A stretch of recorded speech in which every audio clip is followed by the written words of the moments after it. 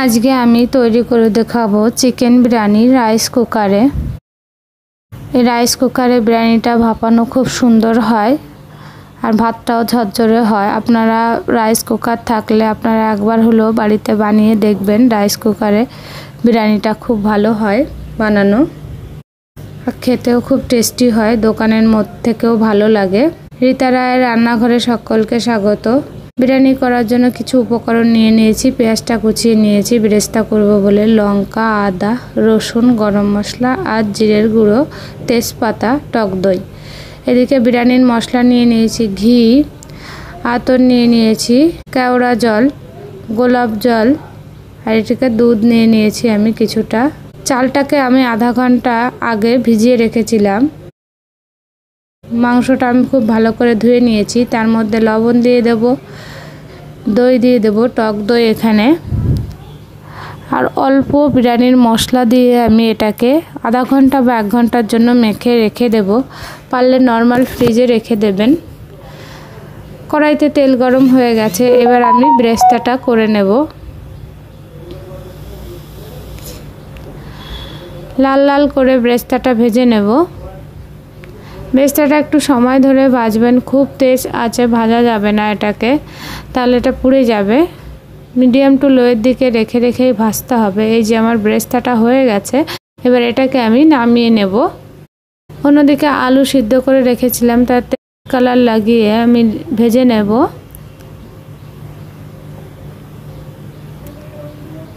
আলুটা আমার সিদ্ধই আছে আগে থেকে, শুধু ভেজে নেব এটাকে আমি। আলুটা ভাজা হয়ে গেছে, এটাকে আমি তুলে নেব। ওই তেলেই দিয়ে দেব গোটা তেজপাতা, গরম মশলা, সামান্য পেঁয়াজ,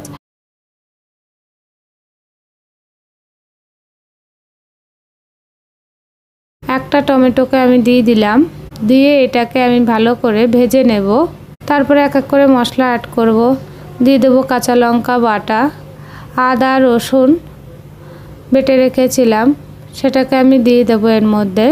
জিরের গুঁড়োটা দিয়ে সমস্ত মশলা আমি কষিয়ে নেব। সামান্য জল দেব আমি এখানে। আমি রান্নায় কোনো হলুদ ব্যবহার করব না। এই যে লবণ দিয়ে আমি এটাকে ভালো করে কষিয়ে নেব। অন্যদিকে চালের জন্য, ভাত রান্নার জন্য জল ফুটে গেছে, তার মধ্যে গোটা গরম মশলা, তেজপাতা, লবণ দিয়ে দিলাম। এবার চালটাকে আমি দিয়ে দেব। খুব সাবধানে দিতে হবে। এই যে চালটা ফুটে উঠেছে, এই সময় আমি দিয়ে দেব সামান্য তেল, তাহলে চালটা খুব ঝরঝরে হবে, একটার সঙ্গে আর একটা গায়ে লেগে যাবে না। অবশ্যই আপনারা এখানে তেল ব্যবহার করবেন আর ভাতে লবণ দেবেন। আমি একটু লেবুর রসটা দিয়ে দিলাম। লেবুর রসটা দিলেও চালটা ভালো হয়, মানে ভাতটার টেক্সচারটা ভালো আসে। আপনারা অবশ্যই এইসব জিনিস দেওয়ার চেষ্টা করবেন, তবে তেলটা অবশ্যই দেবেন। এই যে ভাতটা হয়ে গেছে আমার, এটাকে আমি ঢেলে নেব। এই দেখুন ভাতটা আমি দেখিয়ে দিচ্ছি কত সুন্দর হয়েছে। মশলাটা এদিকে আমার কষানো হয়ে গেছে, এর মধ্যে মাংসটাকে দিয়ে দেব আমি। মাংসটাকে দিয়ে আমি খুব ভালো করে এটাকেও কষিয়ে নেব এর মধ্যে।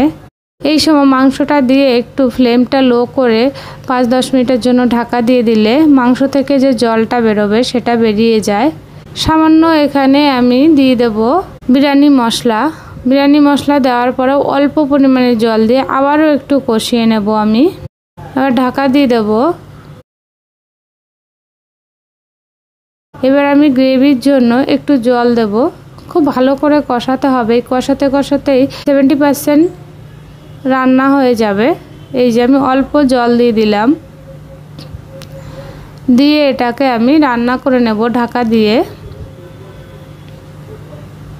রান্নাটা আমার হয়ে গেছে। অন্যদিকে আমি দুটো বাটিতে দুধ নিয়ে নিয়েছি। একটা বাটিতে আমি মেশাবো কেওড়া জল আর গোলাপ জল।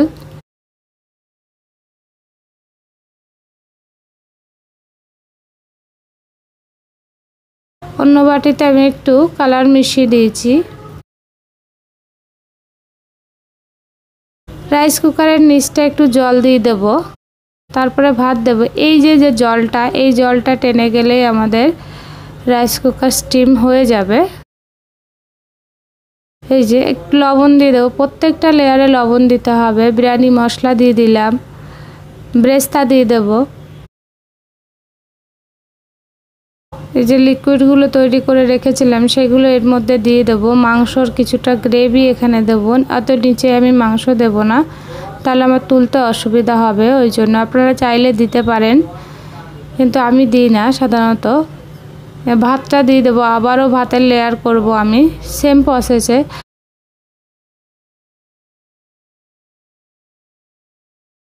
ভাতের লেয়ার দিয়ে দেবো, তার মধ্যে লবণ দিয়ে দেবো, বেরেস্তা দিয়ে দেবো, বিরিয়ানি মশলা দিয়ে দেবো। আমি অল্প অল্প করে বিরিয়ানি মশলা দিচ্ছি, খুব বেশি দিলে ভালো লাগে না, অল্প অল্পই দেব। এবার যে লিকুইডটা তৈরি করেছিলাম, দুটো লিকুইড, সেটাকেই দিয়ে দেব। মাংসর লেয়ার দিয়ে দেব।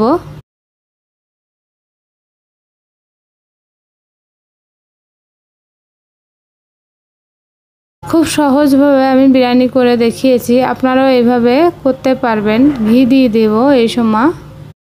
আবারও আমি একটা লেয়ার তৈরি করে নেব, সেম প্রসেসে লেয়ারগুলো তৈরি করতে হবে।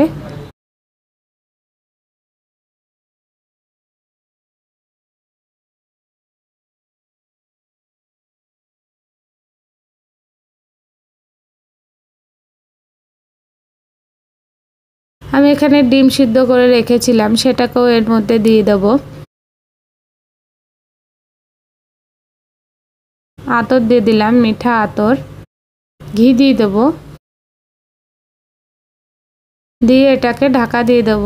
এই যে রাইস কুকারের যে ছিদ্রটা আছে সেটাকে আমি আটা দিয়ে ভালো করে ঢেকে দেব। এই যে বিরিয়ানিটা আমার হয়ে গেছে। রাইস কুকারে ভাপা হলে আপনারা দিলে সঙ্গে সঙ্গে রেড বাটনটা কুকে যাবে, আর ইয়েলো বাটনটা উঠলে এটা ভাপা হয়ে যাবে। আপনারা বন্ধ করে দিতে পারেন। এই দেখুন বিরিয়ানিটা কত সুন্দর হয়েছে,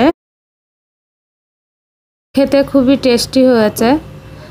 এই রান্নাটা ভালো লাগলে আমার চ্যানেলটিকে সাবস্ক্রাইব করবেন।